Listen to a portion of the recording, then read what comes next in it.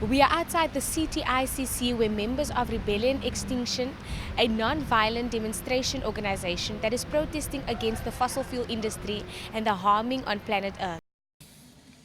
Amid the start of Africa Oil Week, a major industry conference that hosts huge corporate oil companies and ministers from various countries at the CTICC, members of an organization called Extinction Rebellion were chanting the importance of climate justice as a means to ensure that people are aware of the current state of the Earth's climate.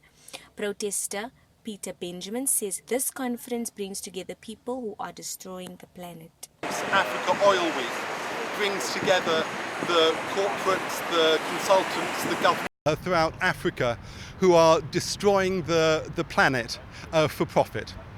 From the Paris Accord, which is the global agreement on how to limit the destruction of the planet through heating, those commitments are being completely overwritten, destroyed by what these people are discussing. If all the different oil finds, and in South Africa the new Bulpadda gas find that Total has done in the Indian Ocean, if these fossil fuels are brought out of the ground and burnt, that will destroy our future.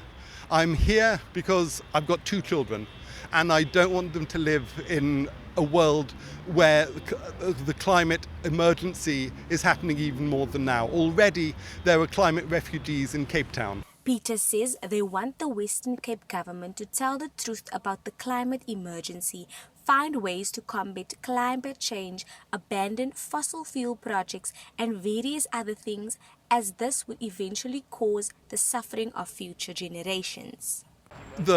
Currently Cape Town and Alan Winder, our Premier, are welcoming people in that conference. What we would like the city and the province, and actually the country, to do is stop basing the economy on fossil fuels, moving to renewables. There's huge potential for renewables, some being done in the Northern Cape and also in Mpumalanga. This really is a moment of making choice in South Africa, both for the city, the province and nationally. If we move to renewable energies, we have a chance of meeting the Paris Accords, which means the global agreement to keep this planet safe. To get slightly technical, less than 1.5 or 2 degrees warming. And that is what's causing things like Typhoon Idai that destroyed Mozambique, causing a lot of the droughts and famines in Malawi and other countries. It's not that climate crisis is something that might happen in a decade or 2. It's happening now. And it's going to get worse through our lifetimes, and in particular our children and their children.